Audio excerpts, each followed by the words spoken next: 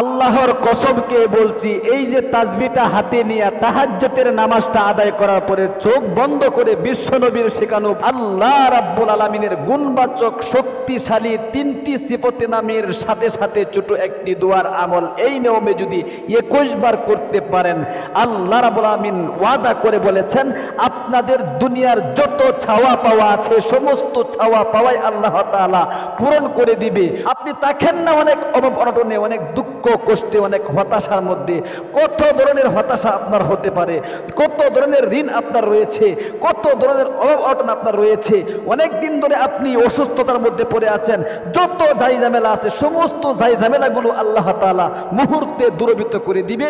এইটা তাসবিহটা হাতে নিয়ে আল্লাহ তাআলার তিনটি গুণবাচক সিফতি নামের জিকির এবং দোয়াটা এরকম ভাবে আপনি পাঠ করবেন। আল্লাহু আকবার। আমি নিয়ম কানুনটা বলে দিচ্ছি, এর আগে আল্লাহ রাব্বুল আলামিনের গুণবাচক সিফতে নামের জিকিরের যে কি ফজিলত, আমলের আগ্রহ অন্তরে পয়দা হওয়ার জন্য সামান্য কয়েক মিনিটে একটু বর্ণনা করিতেছি আল্লাহ তাআলা কি বলেছেন তার গুণবাচক শক্তিশালী নামের ব্যাপারে।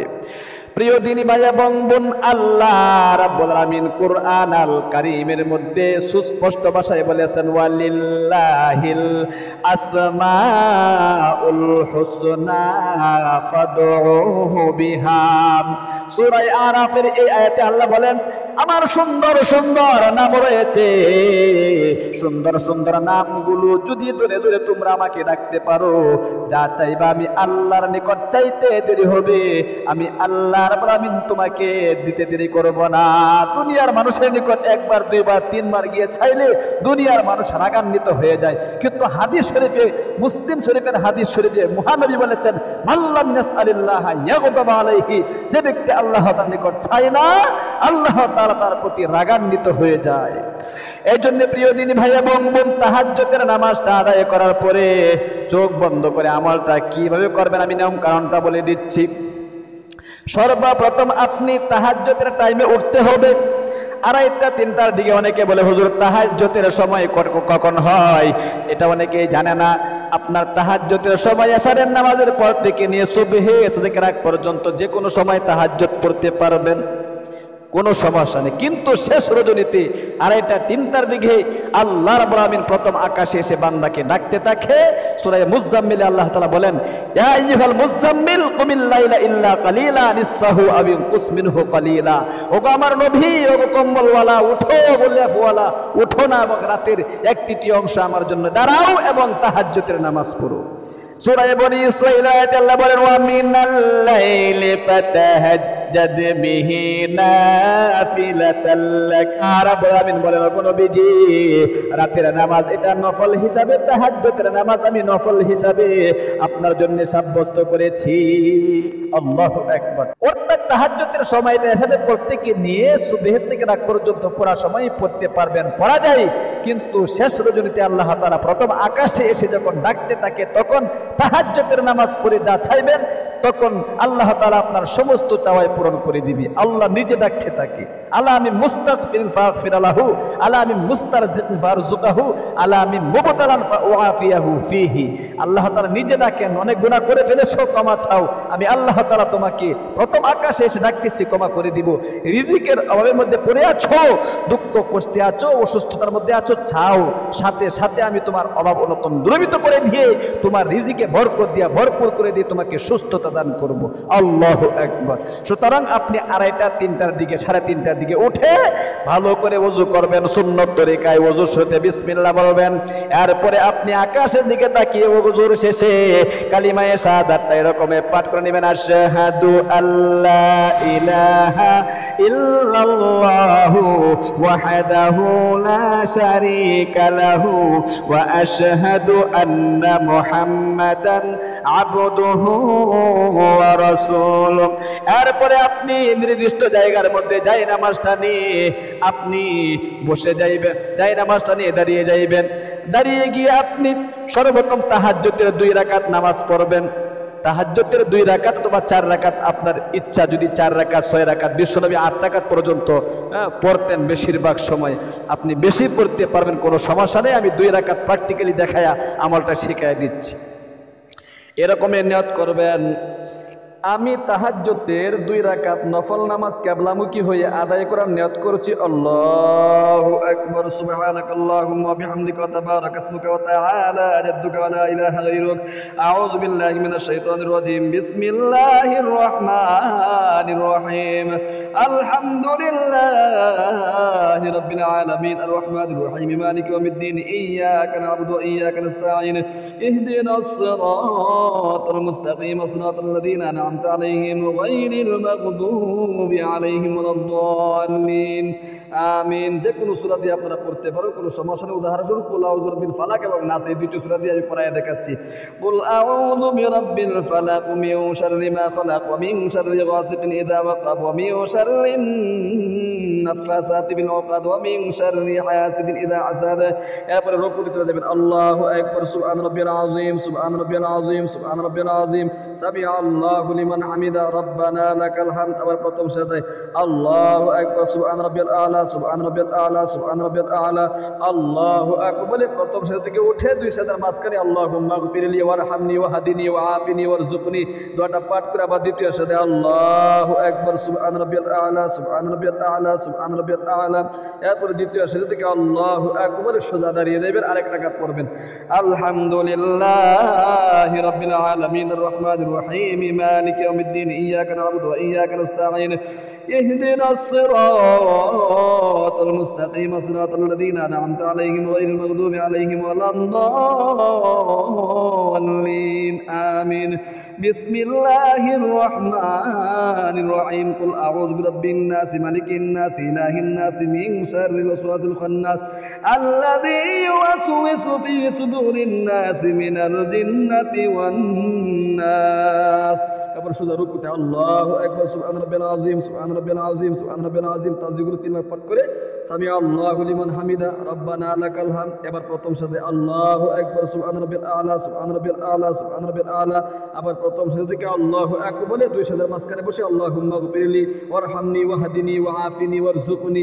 আবার দ্বিতীয় সাজদায় আল্লাহু আকবার। আমি তারা দোহরা করে দেখাচ্ছি আপনাদেরকে শেখানোর উদ্দেশ্যে, ঠিক আছে? আপনারা আস্তে আস্তে পড়বেন। সুবহান রাব্বিয়াল আলা, সুবহান রাব্বিয়াল আলা, সুবহান রাব্বিয়াল আলা। এরপরে আল্লাহু আকবার বলে সাজদা থেকে উঠে বসে তাশাহুদ দুরূদ শরীফ দোয়া মাসুরা পড়ে সালাম ফিরাবেন। আত-তাহিয়াতু লিল্লাহি ওয়াস সালাওয়াতু ওয়াত তাইয়্যিবাতু আসসালামু আলাইকা আইয়ুহান নাবিয়্যু ওয়া রাহমাতুল্লাহি ওয়া বারাকাতুহু। আসসালামু আলাইনা ওয়া আলা ইবাদিল্লাহিস সালিহিন। আশহাদু আন লা ইলাহা ইল্লাল্লাহ ওয়া আশহাদু আন্না মুহাম্মাদান আবদুহু ওয়া রাসূলুহু। আল্লাহুম্মা সাল্লি আলা মুহাম্মাদ ওয়া আলা আলি মুহাম্মাদ কামা সাল্লাইতা আলা ইব্রাহিম ওয়া আলা আলি ইব্রাহিম ইন্নাকা হামিদুম মাজিদ। আল্লাহুম্মা বারিক আলা মুহাম্মাদ ওয়া আলা আলি মুহাম্মাদ কামা বারাকতা আলা ইব্রাহিম ওয়া আলা আলি ইব্রাহিম ইন্নাকা হামিদুম মাজিদ। আল্লাহুম্মা ইন্নী যালামতু নাফসি যুলমান কাসীরা ওয়া লা ইয়াগফিরু যুনুবা ইল্লা আনতা ফাগফির লি মাগফিরাতাম মিন ইনদিকা ওয়ারহামনি ইন্নাকা আনতাল গফুরুর রাহিম। আসসালামু আলাইকুম ওয়া রাহমাতুল্লাহ। আসসালামু আলাইকুম ওয়া রাহমাতুল্লাহ। আস্তাগফিরুল্লাহ, আস্তাগফিরুল্লাহ। এরকম ভাবে আপনি তাহাজ্জুদের 2 রাকাত বা 4 রাকাত নামাজ পড়ে তাসবিহটা হাতে নেবেন। তাসবিহটা হাতে নিয়ে আপনি সর্বপ্রথম বিশ্বনবী মুহাম্মদ আরবি সাল্লাল্লাহু আলাইহি ওয়াসাল্লামের শেখানো ছোট একটি পাওয়ারফুল দুরূদ শরীফ 11 বার পাঠ করে নেবেন। এরকম ভাবে জাযাল্লাহু আন্না মুহাম্মাদাম মা হুয়া আহলুহু। জাযাল্লাহু আন্না মুহাম্মাদাম মা হুয়া আহলুহু। যে কোনো দুরূদ শরীফ পাঠ করলেও হবে, দুরূদ পাঠ না করলে অন্যান্য দোয়া কিন্তু কবুল হয় না। এজন্য নামাজের দুরূদ হোক অথবা যে কোনো দুরূদ হোক, একটা পাঠ করলেই হবে। আমি পাওয়ারফুল দুরূদ শরীফটা পাঠ করে এই জন্য দিলাম। এই দুরূদ একবার পাঠ করলে 70 জন ফেরেশতা আপনার জন্য 1000 দিন পর্যন্ত আল্লাহ রাব্বুল আলামিনের কাছে দোয়া করতে থাকে। আপনি এরকমের দুরূদ শরীফটা 11 বার পাঠ করার পরে তওবায়ে নাসুহার ছোট যে ইস্তেগফারটা আছে, আস্তাগফিরুল্লাহ রাব্বি মিন কুল্লি যামবি ওয়া আতুবু ইলাইহি। 3 বার পাঠ করবেন। আস্তাগফিরুল্লাহ রাব্বি মিন কুল্লি যামবি ওয়া আতুবু ইলাইহি। এই দোয়াটা 3 বার পাঠ করবেন। এরপরে আপনি আল্লাহ রাব্বুল আমিনের শক্তিশালী, শক্তিধর, গুণবাচক যে 3টি সিফতে নামের জিকির সহজে একটি দোয়া, এই দোয়াটা কিভাবে পাঠ করবেন আমি পাঠ করায় দিচ্ছি। এর দলিল হলো সূরা হাশরের মধ্যে আল্লাহ তাআলা উল্লেখ করেছেন 24 নম্বর আয়াতে আল্লাহ তাআলা বলেন যে আমাকে ডাকো আমি সাড়া দিব। সূরা গাফিরুনের মধ্যেও 60 নম্বর আয়াতে উল্লেখ করা হয়েছে। আল্লাহু আকবার। এরকম ভাবে আপনি ডাকবেন ইয়া আল্লাহ। একটা হলো সত্তাগত আল্লাহ তাআলার নাম, আল্লাহ শব্দটা সত্তাগত নাম, এটা ইসমে আজম। আল্লাহু আকবার। দীর্ঘদিন ধরে আটকে থাকা মনের যত আশা আকাঙ্ক্ষা আছে, সমস্ত আশা আকাঙ্ক্ষা কিন্তু পূরণ হয় একমাত্র ইসমে আজমের মাধ্যমে। সুতরাং আল্লাহ শব্দটা পুরা বুজুর্গনে কেরাম বলেছেন, অনেক উলামায়ে কেরাম, এটাও ইসমে আজম। সুতরাং এই 3টি সিফতে নামের জিকির এবং দোয়াটা একসাথে এরকম পাঠ করতে হবে। ইয়া আল্লাহু ইয়া কারীমু ইয়া ওয়াসিউ উরযুকনি রিজকাও ওয়াসিআন হালালান তাইয়িবান মুবারাকা। আল্লাহু আকবার। আবার পাঠ করুন ইয়া আল্লাহু। ইয়া আল্লাহ মানে কি? ওগো আল্লাহ। ইয়া কারীমু, ইয়া কারীম তো ওগো দয়াবান। ইয়া ওয়াসিউ, ওয়াসি শব্দের অর্থ হলো ওগো রিজিকের প্রশস্তকারী, রিজিক প্রশস্তকারী, তুমি আমাকে রিজিক দাও না। উরযুকনি রিজকান ওয়াসিআন, তুমি আমাকে রিজিক দিয়া ভরপুর করে দাও, প্রশস্ত রিজিক। আমার রিজিকের মধ্যে বরকত দান করো, রিজিকের প্রশস্ততা দান করো। আল্লাহু আকবার। হালাল রিজিক দান করো, তাইয়িবান হালালান তাইয়িবান, হালাল রিজিক, পবিত্র রিজিক আমাকে দান করো। মুবারাকান, বরকতময় রিজিক দান করো। আল্লাহু আকবার। এত শক্তিশালী দোয়া কোথাও পাবেন না। এরকম ভাবে আপনি অবশ্যই কিন্তু দোয়াটি পাঠ করবেন। আবারও পাঠ করে দিচ্ছি ইয়া আল্লাহু ইয়া কারীমু ইয়া ওয়াসিউ উরযুকনি রিজকাও ওয়াসিআ হালালান তাইয়িবান মুবারাকা। আল্লাহু আকবার। আপনি অবশ্যই খুব মনোযোগ দিয়ে এই দোয়াটা পাঠ করবেন। এরপরে সর্বশেষে আবারও সেই পাওয়ারফুল দুরূদ শরীফটি 11 বার পাঠ করে নেবেন। জাযাল্লাহু আন্না মুহাম্মাদাম মা হুয়া আহলুহু, জাযাল্লাহু আন্না মুহাম্মাদাম মা হুয়া আহলুহু।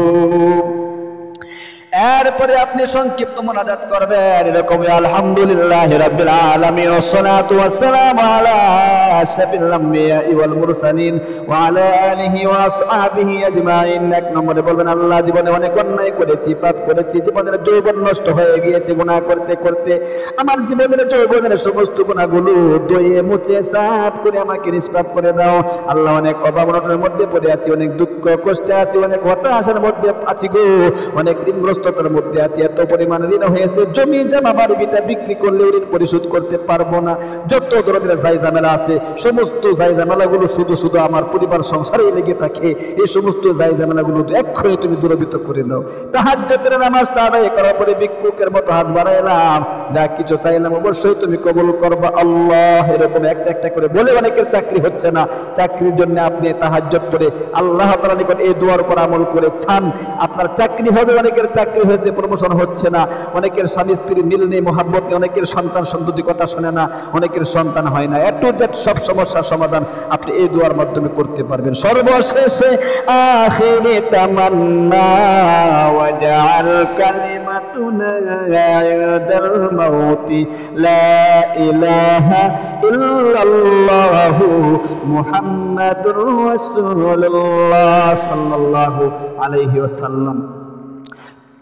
তাহলে প্রিয় দিনী ভাই এবং বোন, অবশ্যই ইখলাসের সাথে খুলুসিয়াতের সাথে এই যে তাসবিহটা হাতে নিয়ে আপনারা কিন্তু এই আমলটা করবেন। হাফিজ জি হুজুর রহমতুল্লাহ আলাইহি বলতেন এই তাসবিহ আমাকে আল্লাহর পথ দেখাইছে, এই তাসবিহ আমার অভাব অনটন দূরীভূত করে দিয়েছে, দুঃখ কষ্ট দূরীভূত করে দিয়েছে। এই তাসবিহ একটা আপনার হাতে থাকলে আপনার আল্লাহ তাআলার গুণবাচক শব্দগুলো জপতে মনে চাইবে, তাসবিহগুলো পাঠ করতে মনে চাইবে। এটা তাসবিহ হাতে সব সময় রাখবেন।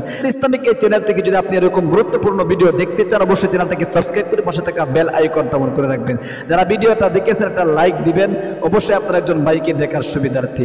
আসসালামু আলাইকুম ওয়া রাহমাতুল্লাহি ওয়া বারাকাতুহু।